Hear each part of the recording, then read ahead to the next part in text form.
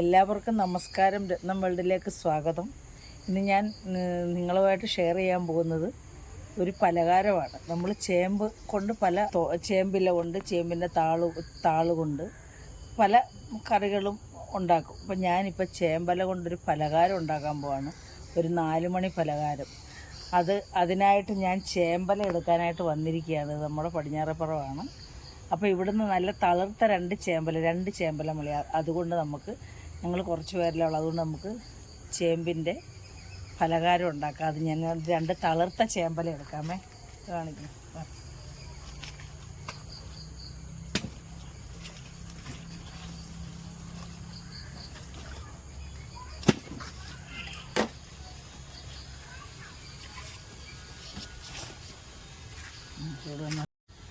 അപ്പോൾ നമ്മൾ ഈ തളിരല 3 തളിരലെ 2 ഇതിൻ്റെ ഉണ്ടല്ലോ ആള്, അതായത് തണ്ട്, ഇത് നമുക്ക് നാളെ തോരൻ വെക്കാം.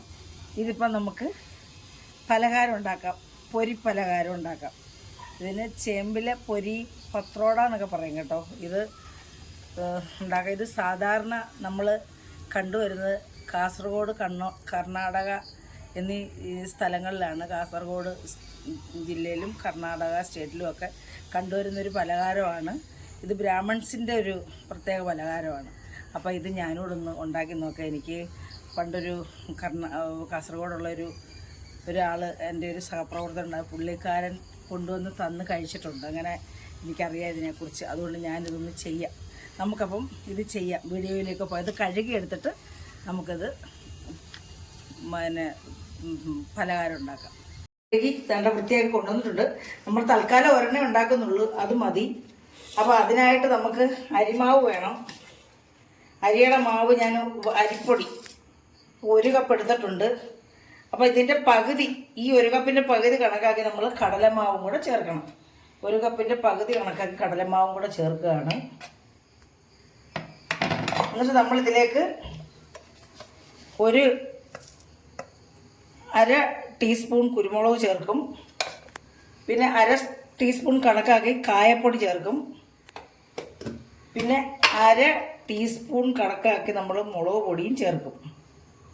എന്നിട്ട് ഇതിലേക്ക് നമ്മൾ പുളി ചേർക്കും കേട്ടോ. പിഴുപുളി ഇതിൻ്റെ ഒരു ഹൈലൈറ്റാണ്. പിഴുപുളി ആവശ്യത്തിന് നമ്മുടെ ടേസ്റ്റ് അനുസരിച്ച് പുളി ചേർക്കാം. ഇത് ഞാൻ എടുത്ത് വെച്ചിരുന്നതാണ്. ഇത് ഉരുകിയിട്ടുണ്ട്. ഉരുകുമല്ല, അത് ലൂസാക്കി എടുത്തിട്ടുണ്ട്. നമ്മുടെ ടേസ്റ്റ് അനുസരിച്ച് ചേർക്കാം കേട്ടോ. എന്നിട്ട് നമ്മളവിടെ ഉപ്പുവെള്ളമാണിത്. ഉപ്പുവെള്ളം ചേർത്ത് നല്ല തിക്കായിട്ട് കുഴക്കണം. നമ്മൾ ഈ മാവിനകത്ത്, ഈ ഇലയ്ക്കകത്ത് പരത്തി എടുക്കാനുള്ളതാണ്. സാധാരണ നമ്മൾ ചേമ്പലയൊക്കെ കർക്കിടക മാസത്തിലാണല്ലോ എടുക്കുന്നത്. അതല്ലേ നമുക്ക് നല്ല പോഷകങ്ങൾ കൂടുതൽ കിട്ടുന്ന സമയമാണെന്നൊക്കെ പറയുമല്ലോ. പക്ഷേങ്കിൽ ഇതിപ്പം ചൊറിച്ചിലൊന്നുമില്ല കേട്ടോ. ഈ സമയത്ത് ചൊറിയുന്ന അതല്ല. അപ്പം നമുക്ക് ഇതൊന്ന് ഇങ്ങനെ ലൂസാക്കി എടുക്കാം. ലൂസാക്കി എടുക്കുമ്പോൾ നമ്മുടെ ഒരു ഇഡ്ഡലിയുടെ മാവിൻ്റെ അതേ കൺസിസ്റ്റൻസി വേണം നമ്മൾ എടുക്കാൻ. കൂടുതലാവരുത്, ലൂസാവരുത്. ഇതിനകത്ത് പുരട്ടി എടുക്കാനുള്ളതാണ്. അങ്ങനെയാണ് ഇതിൻ്റെ രീതി. അപ്പോൾ ഞാനിത് കുഴച്ചെടുക്കാം. മാവ് താണ്ട് ഇതേ രീതിയിൽ വേണം നമ്മൾ എടുക്കാൻ. ഇത് നമ്മുടെ ഈ ചേമ്പലക്കകത്ത് നമ്മൾ പറ്റിച്ച് തേച്ച് പിടിപ്പിച്ച് ആണിത് ഉണ്ടാക്കുന്നത്. അപ്പോൾ ഇതേ രീതിയിലാവുള്ളൂ. കൂടുതൽ വെള്ളമായാൽ ഒഴുകിപ്പോകും. അതുകൊണ്ട് നമ്മളിത് ഇതേ രീതിയിൽ എടുത്തിട്ടുണ്ട്. ഇനി നമുക്ക് നമ്മുടെ ഇലയ്ക്കകത്തോട്ട് ഇത് തേച്ച് കൊടുക്കുക. അതിനായിട്ട് ഇതിൻ്റെ പുറത്തെ ഈ ഞരമ്പ് കളയണം. ഇതിൻ്റെ ഈ ഞരമ്പ് ഇങ്ങനെ നമുക്കിത് ചെത്തിക്കളയാം.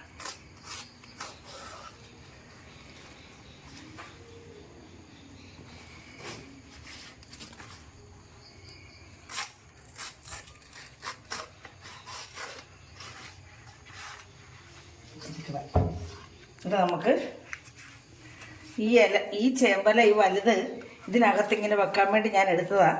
ഇത് കഴിയുമ്പോൾ നമുക്ക് ബാക്കി മാവുണ്ടെങ്കിൽ ഈ ഇല ഇതിനായിട്ട് ഉപയോഗിക്കാം. അപ്പോൾ തൽക്കാലം ഞാൻ ഈ ഒരെണ്ണേ ഉണ്ടാക്കുന്നുള്ളൂ കേട്ടോ. അപ്പം നമുക്ക് ഇതിനകത്തോട്ട് ഇത് തൂത്ത് കൊടുക്കാം.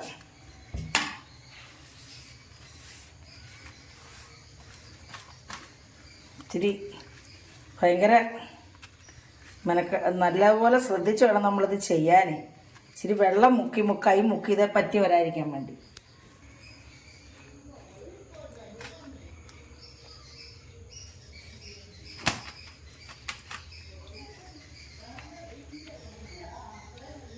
അപ്പം വൈകിട്ട് ചായ കുടിക്കാൻ പലഹാരം എന്ത് ഉണ്ടാക്കുമെന്ന് വിചാരിച്ചപ്പം ഞാൻ വിചാരിച്ചതൊന്ന് ചെയ്ത് നോക്കാം. അങ്ങനെ നിങ്ങളെ കൂടെ ഒന്ന് കാണിക്കാമെന്ന് വിചാരിച്ച്. ഇത് ക്ഷമയോടെ വേണം ഇത് ചെയ്യാൻ. ക്ഷമയില്ലെങ്കിൽ നമുക്ക് ബുദ്ധിമുട്ടാണ് ഇത് ചെയ്തെടുക്കാൻ.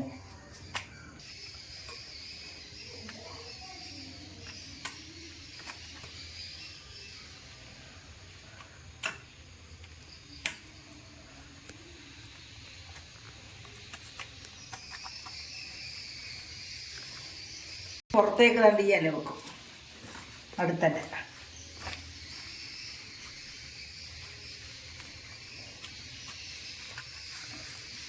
നല്ല ടേസ്റ്റായത് കേട്ടോ. ഒരു പ്രാവശ്യം കഴിച്ചപ്പോൾ നമ്മൾ വീണ്ടും വീണ്ടും കഴിക്കാൻ തോന്നും. പക്ഷേ നമുക്ക് മെനക്കേടാണ്. ഇച്ചിരി മെനക്കെട്ടാൽ നല്ല പോലെ ടേസ്റ്റായിട്ട് ചായ കുടിക്കാം. ഇതിനകത്ത് വളരെയേറെ പോഷകങ്ങളൊക്കെ ഉള്ളതല്ലേ ചേമ്പലയ്ക്കകത്ത്. പിന്നെ എപ്പോഴും പറയുന്ന കാര്യമാണ് vitamin C, calcium, vitamin A, potassium, magnesium എല്ലാം ഇതിനകത്ത് അടങ്ങിയിട്ടുണ്ട്.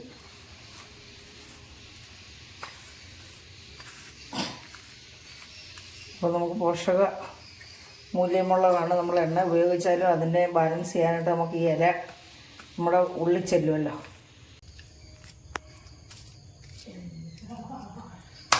ഇപ്പം ഞാൻ ഒരെണ്ണ ഉണ്ടാക്കുന്നു. നമുക്ക് എത്ര വേണമെങ്കിലും ഉണ്ടാക്കാം കേട്ടോ.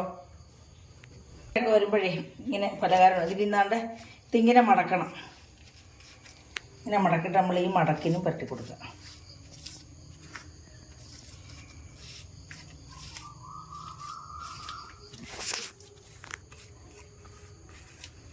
എന്നിട്ട് ഇത് ഇങ്ങനെ മടക്കണം. ഈ സൈഡ് മടക്കിയിട്ട് ഇവിടെ നമുക്ക് പറ്റി കൊടുക്കാം. അതുകൊണ്ട് ഈ സൈഡും ഇങ്ങനെ മടക്കാം.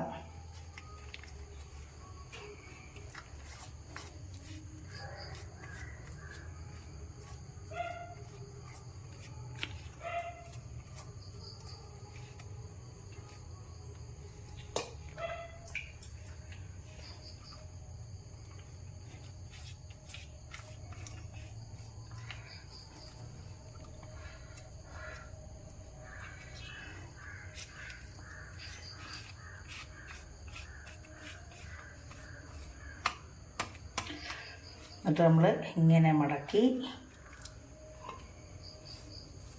ഇതാണ് ഈ പലഹാരത്തിൻ്റെ രീതി. ഇങ്ങനെയാണ് ഇതിങ്ങനെ മടക്കി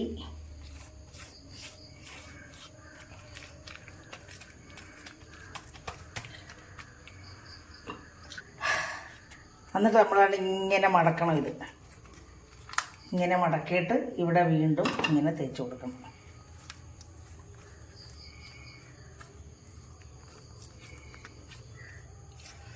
എന്നിട്ട് വീണ്ടും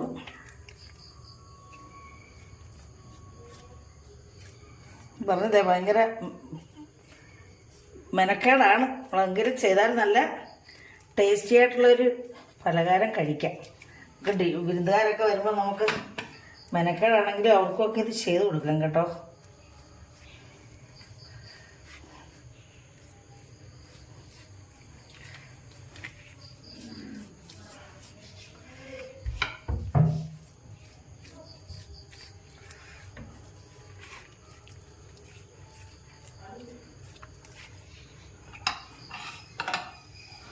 ഇനി ഇഡ്ഡലി കുട്ടകത്തിൽ വെച്ചിത് ആവിയിൽ പുഴുങ്ങിയെടുക്കണം.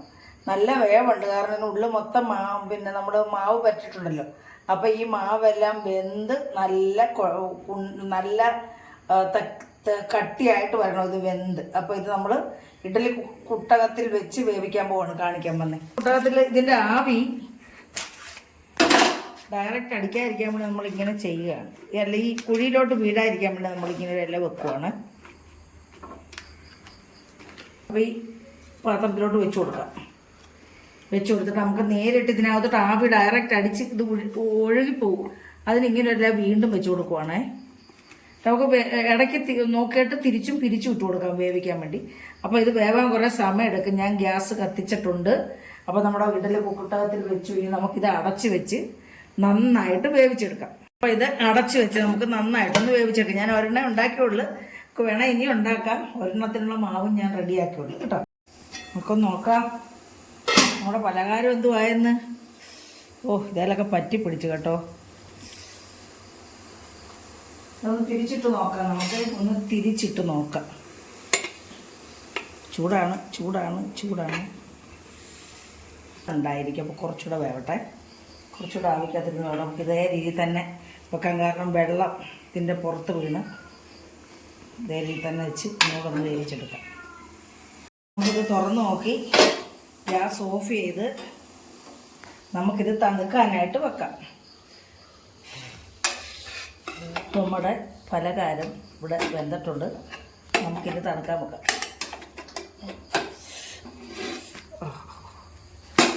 നമുക്കിത് നല്ലൂടെ ഇട്ട് തണുക്കാം. തണുക്കട്ടത്. തണുത്ത് കഴിഞ്ഞിട്ട് നമുക്കിതിനെ പൊരിച്ചെടുക്കണം. ഓരോരോ പീസുകളായിട്ട് ഇങ്ങനെ കട്ട് ചെയ്യാം.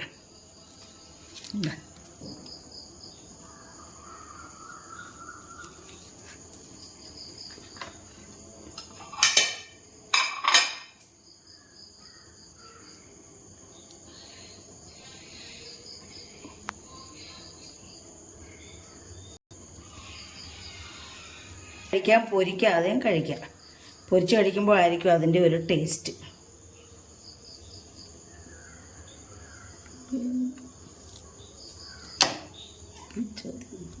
ഇതെല്ലാം ഇതേ രീതിയിൽ കട്ട് ചെയ്തിട്ടുണ്ട്. ഇനി നമുക്കിത് എണ്ണയ്ക്കകത്തിട്ട് പൊരിച്ചെടുക്കണം. അപ്പോൾ നമുക്ക് എണ്ണയ്ക്കകത്തിട്ട് പൊരിക്കാം. നമ്മൾ കുറച്ച് ഇത് പൊരിയാൻ മാത്രമുള്ള എണ്ണ ഒഴിച്ചിട്ട് അത് കാണിക്കാൻ അങ്ങ് വിട്ടുപോയി കേട്ടോ. നമുക്കത് ഓരോന്നിട്ടൊന്ന് പൊരിച്ചെടുക്കാം. ആദ്യം എണ്ണ ഇല്ലാതെ തന്നെ നമുക്ക് കുറേശ്ശെ ഇട്ട് പൊരിച്ചെടുക്കാം. മൂത്തൊന്ന് നോക്കണം. മൂത്തിട്ടുണ്ട്. നമുക്ക് ഓരോ പീസ് ഇട്ട് കൊടുക്കാം.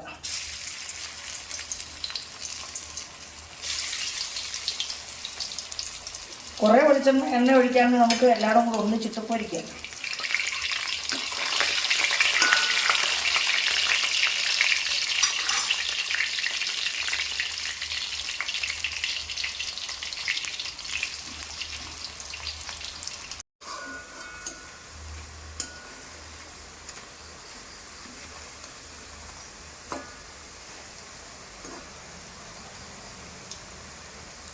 അപ്പോൾ നമുക്കിത് കോരിയെടുക്കാം. നല്ല പെർഫെക്റ്റ് ആയിട്ട് മൂത്തിട്ടുണ്ട്. നല്ല ക്രിസ്പി ആയിട്ടുണ്ടാണ് ഉണ്ടല്ലേ. ഇത് കോരിയെടുക്കാം. ടിഷ്യൂ പേപ്പറിലോട്ടാണ് ഞാൻ കോരി ഒഴിക്കുന്നത്. കാരണം ഇതിൻ്റെ വെളിച്ചെണ്ണയൊക്കെ കുറച്ചൊക്കെ അങ്ങോട്ട് പിടിച്ചെടുക്കുമല്ലോ. ഇത് വെളിച്ചെണ്ണയാണ്. വെളിച്ചെണ്ണ ഉപയോഗിച്ചാണ് ഞാനെല്ലാം വറക്കുന്നത്.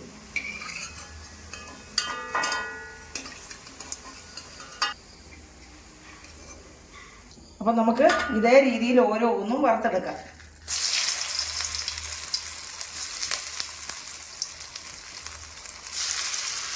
അപ്പം ഇതേ രീതിയിലെല്ലാം നമുക്കൊന്ന് വറുത്തെടുക്കാം. അപ്പം ഞാനുണ്ടാക്കിയ ഈ ചേമ്പില പലഹാരം, അതായത് ഫ്രൈ, എല്ലാവർക്കും ഇഷ്ടപ്പെട്ട് കാണുമെന്ന് വിശ്വസിക്കുന്നു. എല്ലാവരും ഇത് തയ്യാറാക്കി നോക്കണം. നല്ല ടേസ്റ്റാണ്. കാരണം നോക്കി, നല്ല ക്രഞ്ചി ആൻഡ് ക്രിസ്പിയാണ്.